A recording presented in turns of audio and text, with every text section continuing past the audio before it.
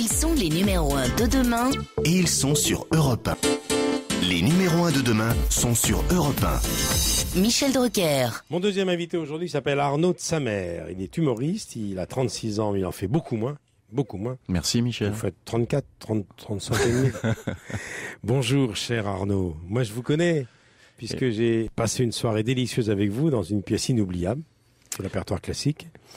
Monique est demandé Caisse 12. Exactement. Pièce de Raphaël Misreille qui est là. Ah oui, exact. Bonjour Michel. Il est là parce qu'il est un peu votre producteur, il est un petit peu une de vos références, mais j'en avais beaucoup dans ce métier, et puis j'étais donc sur scène, puisqu'il y avait des guests dans cette pièce, et j'étais le marchand de poissons. C'est ça. J'étais l'adjoint du poissonnier. Vous étiez plus qu'un guest, vous étiez vraiment, vous faisiez partie du... Ah mais je crois que toute la dramaturgie de la pièce tournait autour de Michel. Tout, oui. Ah, on a répété longtemps. Alors, Arnaud de Samer, pourquoi de Samer?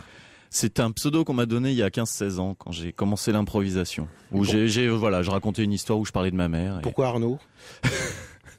Il va nous parler de sa mère. Mais moi, je vous connais depuis beaucoup plus longtemps, je vous l'ai jamais dit.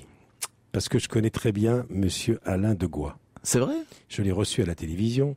Il est un peu votre papa dans la Ligue d'impro des Yvelines. Il est un petit peu le papa de métier de Jamel Debbouze. Ah bah oui. Et c'est Jamel qui me l'a présenté. Ouais, alors, si je parle de lui, parce qu'il faut remonter au déclic théâtre de Trappes pour mieux comprendre votre parcours. Vous venez de l'impro. Exactement où j'ai commencé, donc il y a 16 ans, effectivement, avec Jamel et dans la compagnie d'Alain Degois. Ouais. Alors l'impro, c'est vraiment quelque chose de formateur, hein. C'est-à-dire quand on vient de l'impro, c'est pas le conservatoire, mais c'est autre chose, c'est aussi fort. Hein. Oui, voilà. Moi, on me dit quelle école tu as faite, qu'est-ce qu'il faut faire pour être comédien. Moi, j'ai jamais pris un cours de théâtre, et effectivement, tout ce que j'ai appris et tout le jeu que j'ai développé, c'est grâce à l'improvisation qui permet une spontanéité dans le jeu, de développer tout ce qu'on a de plus naturel et de plus intrinsèque dans le jeu. Donc, alors, c'est vrai que dans votre premier match d'impro, vous aviez pris pour sujet votre maman. Et je crois que l'impro était assez moyenne, non? Voilà, complètement raté. Vous l'aviez foiré un peu, non? Complètement raté. Et c'est de là qu'est venu mon surnom. Il va nous parler de sa mère, d'où son surnom. Exactement. Que vous avez endossé quand vous êtes devenu comédien professionnel. Vous êtes d'où? De quelle région? Je suis né à Bordeaux. Alors, je suis fils de militaire, donc j'ai un peu voyagé dans la France. Mais après, c'est vraiment les Yvelines, quoi. J'ai grandi, je suis arrivé à 10 ans, à l'âge de 8-10 ans dans les Yvelines, et j'ai jamais quitté les Yvelines. Fils de militaire, armée de l'air, 3 étoiles. Général 3 étoiles. On plaisante pas. Grande fierté. Il y a très peu de militaires qui sont passés par la Ligue d'impro.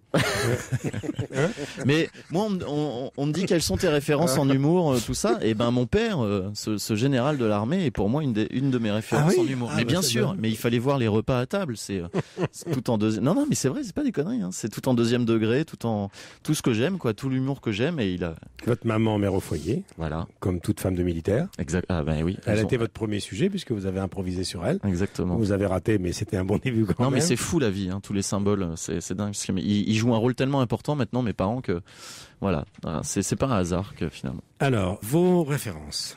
François Rollin. Voilà. C'est fou comme François Rollin est quelqu'un qui compte pour une génération d'humoristes. Oui. Quand j'ai commencé à travailler mon premier one-man show, j'avais cette envie de monter sur scène, d'écrire, mais bon, on débute, on sait pas trop où on met les pieds, et puis tout à coup je tombe sur cette VHS de Colère du spectacle de Rollin, et ça a été une espèce de lumière qui est apparue dans mon paysage artistique, et il continue à me guider. Alors votre spectacle, jusqu'à fin juin, on fait de la Rome, c'est Chose promise. Ouais. Texte de François Rollin, Arnaud Joyer, Arnaud de Samer, mise en scène François Rollin et Arnaud Joyer. Je cite tout le monde. Tout à fait. On l'a écrit à attaché de presse René Oriot. Je fais la totale pour ce qui est très important dans la vie des artistes, René Oriot. C'est vrai. Et derrière la glace, on ne dit pas assez. C'est vrai. Combien René Oriot a le bras long. Alors, parlez-moi de Chose promise. Eh ben, Chose promise, donc, c'est un spectacle où j'interprète un prof de sciences économiques, un prof de lycée, en fait, qui monte sur scène pour rendre hommage à son meilleur ami, et à qui il a fait la promesse de jouer son spectacle à sa place. Et il lui a fait cette promesse juste avant que ce meilleur ami décède. Oui. Alors, le pitch est pas très drôle. Mais il est décédé parce qu'il était bourré aussi. Voilà, il est décédé parce qu'il était bourré.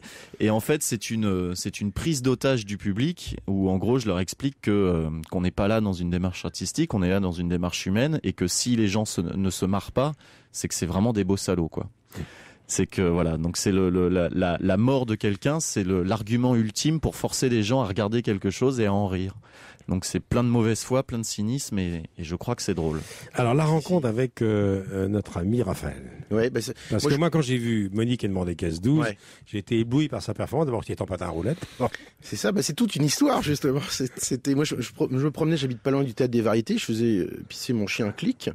Et comment va-t-il, Clic? Ça va. Il y a pas un peu d'eau dernier parce qu'il est très long. Il a des. Il y avait un problème de rétention. Oui, souvent, c'est dernier la plus. Mais il est. Enfin, il sonne la prostate et c'est réglé. Non, il n'y a pas de prostate, mais ça va bien, il est bien toujours. Il est frais. Enfin, il aime bien l'été. Non, le chien c'est fait. Le chien c'est fait. Il n'est pas encore l'heure que Clic-clac. Ah oui, bravo. Merci. La Ligue d'impro. Et alors Et donc voilà, je me promène comme ça, etc. Et puis il y avait une soirée avec plein de comédiens, et je rencontre Arnaud. Plutôt Arnaud me rencontre et il me dit tiens, j'aime bien ce que tu fais, ça me ferait plaisir. Là, j'ai écrit un petit truc, je l'ai encore jamais joué. On va faire un showcase à la Gaîté Montparnasse. Viens, ça me ferait plaisir que tu viennes, donne-moi ton mail, voilà. Donc je lui donne mon mail, il m'envoie un mail, 2 mails, 3 mails, je réponds absolument jamais parce que je suis un peu goujat. Et puis un jour je regarde le mail et puis je dis tiens, s'il m'a écrit ce gars-là, c'est quand, il joue quand? Ah bah tiens, c'est dans 2 heures, j'ai rien à faire, j'y vais. Coup de bol que tu sois tombé sur le. Voilà. Non mais c'est vrai, en plus c'est passé comme ça. Donc j'y vais et je vois un spectacle, je dis waouh, qu'est-ce que c'est que ce truc? Quel talent. Et donc je le chope à la sortie, il me voit, il me dit alors t'en as pensé quoi? Je dis bah voilà, je vais te dire la vérité, il y a très longtemps que j'ai pas été jaloux de quelqu'un, donc tu vas bosser avec moi. Et ouais, parce qu'on peut pas faire autrement. Et je l'ai rappelé une semaine après, je dis voilà, je vais faire un spectacle, Monique a demandé caisse 12 au théâtre du Rond-Point. Je te prends, mais à condition que tu saches faire du patin à roulette, mais pas du roller hein, comme tous les tocards, mais vraiment du patin à roulette à 4 roues. Et il me dit je choisis moi-même. Et puis il chante dans le. Voilà. Pièce, il me dit je choisis moi-même mes roulements à billes. Je dis bah c'est bon, t'es embauché. La suite dans un instant après la pause.